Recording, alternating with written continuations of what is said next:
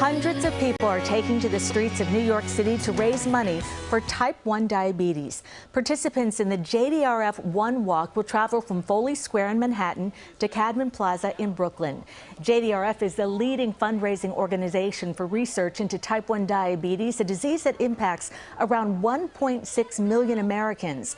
This weekend's event is just part of the 151 walks JDRF puts on around the country each year. Joining me now to tell us more about this weekend's event is Donna Lynn Champlin, a JDRF Walk team leader. Welcome. Yes, thank you for having me. Now let's talk about the mission of JDRF. Sure. JDRF, which stands for Juvenile Diabetes Research Foundation, is the largest global type 1 diabetes research and advocacy organization. And for us, as a family, my son has type 1 diabetes. They were the first group to reach out to us, to offer us support, both emotionally and, technically. They offered us a community. They offered my son literally a bag of hope. And they've sort of been ever present in our lives since his diagnosis, and they've been incredibly supportive. Let's talk about your son, Charlie. Yeah. Right? He was 9 years old back in 2020 when he was diagnosed, right in the middle of COVID. Right in the middle of COVID.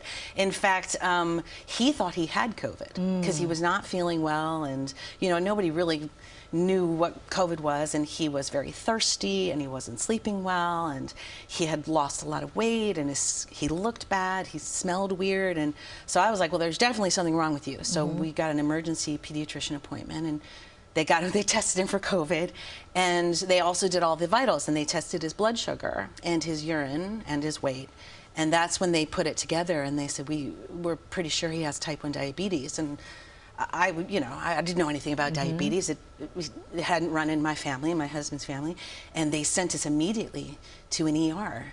And my son was in the PICU for 3 days, and then in the regular hospital for 3 days. And thank God we went, because they told us that if we had not brought him in that night, if we had put him to bed that night, he may not have woken up. It's a very, very serious, life-threatening. Oh my gosh. Yeah, it's a lot. And he was 9.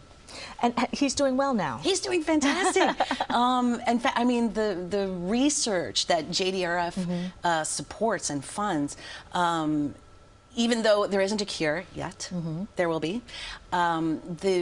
He has a pump, and he has a CGM monitor, and he's a little cyborg, and he's just so proud of that.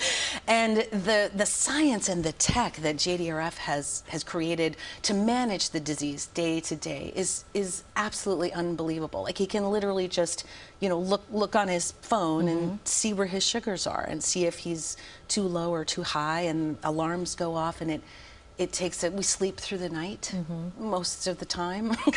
What would you say to other parents who are just starting this journey, someone in their family, their child may be being diagnosed with type 1 diabetes? I'd say absolutely connect with JDRF. For us, that was the key to surviving. The first year is notoriously impossible. So much science and math, and you feel like you're just in a tornado of information. And I would connect with JDRF, which is they're JDRF.org. It's really easy to find them.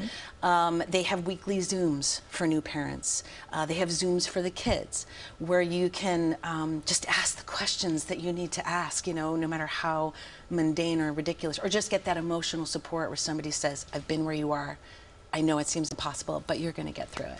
I agree with you. I had a friend, I've been involved with JDRF for many years, and I had a friend whose nephew was diagnosed, and she was, of course, in tears. And first thing, get in touch with JDRF. Find your community. And for us, and now my son is a youth ambassador. Aww. He's so proud. He's so proud. And T1D can be a very powerless thing, right? It's got this thing that takes over your body, and you don't know what's going on.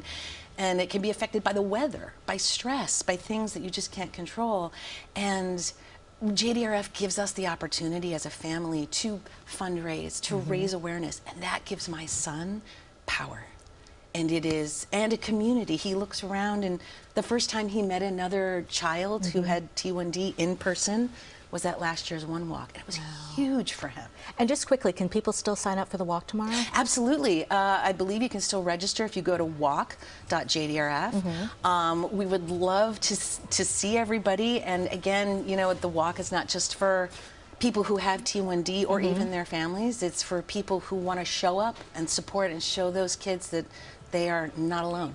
Donna, thank you so much for being here. It's my pleasure. Thank you so much for having me. A big hug from us for Charlie. Oh, thank you. And have a great walk tomorrow. Thank you so much. All right, if you can't make this weekend's walk, there are 3 more walks coming up in the tri-state area. One Walk Staten Island kicks off on October 16th, and the weekend after that is One Walk Westchester on October 22nd, and then One Walk Long Island on the 23rd.